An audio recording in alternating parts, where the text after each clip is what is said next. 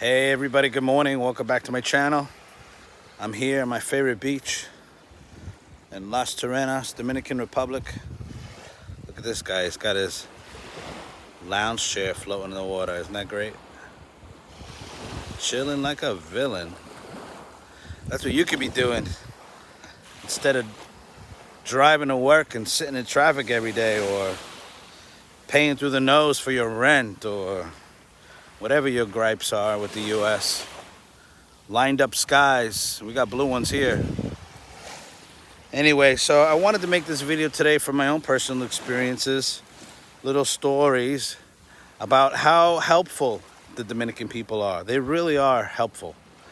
They kind of have a different sense of consciousness in some degree.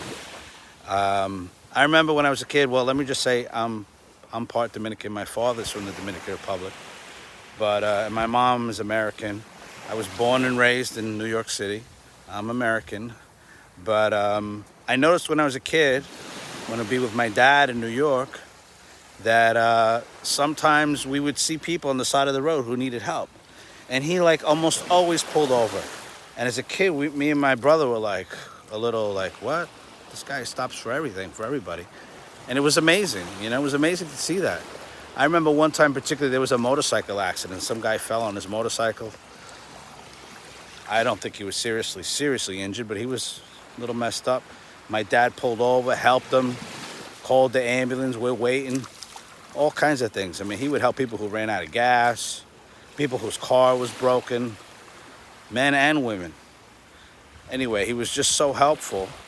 And I thought maybe that was just him, but it wasn't just him. Because then when I came to visit here, I realized, well, I got myself into a little predicament.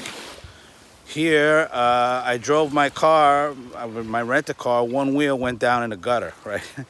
So I got three wheels, up trying to go, and one wheel down in the gutter, can't go. These Dominicans just came out of nowhere. I didn't even call anybody. They just came out of nowhere, like five guys. Next thing you know, 5 minutes later, there's like five guys lifting my car out of the ditch. And there I am, I'm going again. I'm like, whoa, these people are amazing. They're so helpful.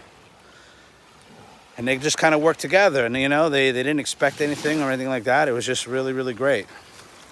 And then I remember another time I had went to Salto Limon, which is a big, big, beautiful waterfall here in Samaná. You got to check it out when you come. But I went to Salto Limon. I parked in some parking lot that wasn't maybe the right spot, and there was a tree stump there. And I guess I was maneuvering or whatever, and boom, I went right up on that tree stump. And the stump was right under the middle of the car. The car would not move once again. So I called some guys. I said, hey, can you come help me out? Dude, like several guys came again. Thank God it was one of those little tiny white rent-a-cars. Little tiny thing, I don't know. Very small car. Here they got a lot of these very small rent-a-cars for cheap if you want.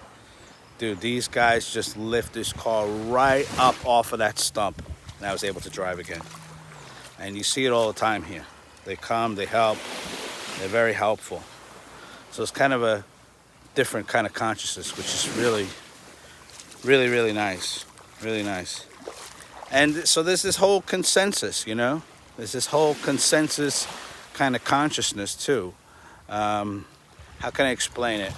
Well, it's a similar thing. You may or may not approve what I'm about to say, but they put speed bumps here in the street sometimes, and they put them by schools and the fire department, let's say the police station or whatever. That's all appropriate. The people approve, right? The people approve.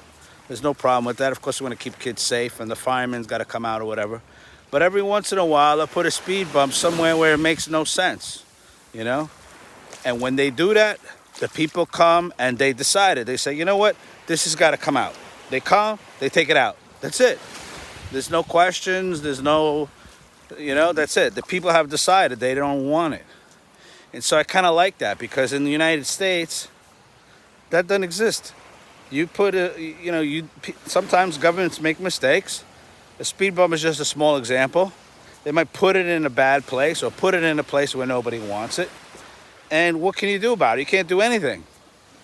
You try to take that out, you'll end up in prison in some crazy, craziness over, At some point, it's the people's place, right? It's the people's world. It's the people's country, right? The government works for you, right? Remember that. The government works for you. You don't work for them. In the U.S., it's kind of backwards, right? The government has almost turned into like a monster that we've created, right? A self-sustaining little monster that we've created. It's not so much like that here. In the U.S., the people are afraid of the government, let's be honest. The government got all kinds of technology and weapons of all kinds, not just physical arms. They go after your bank account, they go after you, they lock you up, they take your house, they take your property, all kinds of craziness, right?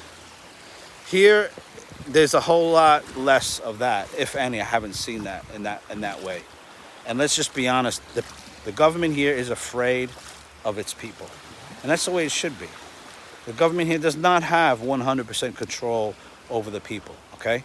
If there was something here that everybody needed to stand up against, some kind of tyranny or something like that, and they wanted to stand up, well, the government is going to have to cave in eventually and listen, because they can't control these people. They don't have the technology. They don't have the means. And that's a better way to be. That's a better way to be.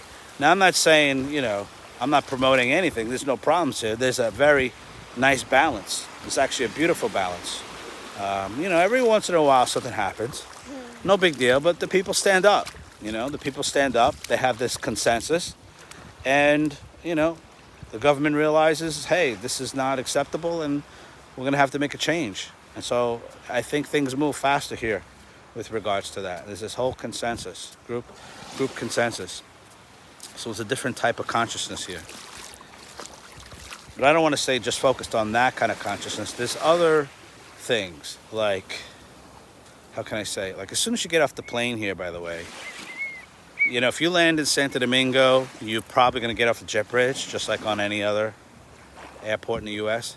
But if you land in Punta Cana, or you land here in Samaná, the airport's out there, by the way, all the way out there around the corner is El Cate Airport. Went there the other day for a little visit. It's a pretty quiet airport, but there's not too many flights that come here anyway, unless you're coming from Canada or France or Europe. But as soon as you get off the plane, it's like a breath of fresh air. Like the relaxing is in the air. As soon as they open the door, as a matter of fact, as soon as they open that door and that warm, slightly humid air comes into the cabin, you're like, we have arrived. We have arrived. And so not only does DR have this, it's like Caribbean time, right? Everybody's on Caribbean time. So that you become part of that consciousness here. You know what I mean? You feel it right away. It's relaxing. And going back to the U.S., quite honestly, often it's just the opposite many times. You feel that stress as soon as you land.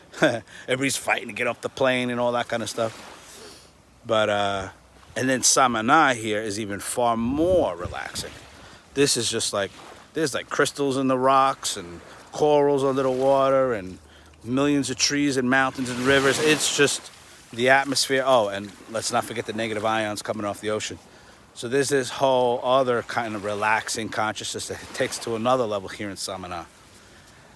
And so these are all some really amazing reasons why to come here. And that's why I came here. 10 years now I'm here. So if you want to change your life for the better, come into a new type of consciousness, leave the old one behind, and save a fortune on your living expenses, you can come live here. Contact me. I'll be glad to help you. Check out my website. Thanks for tuning in. See you on the next one.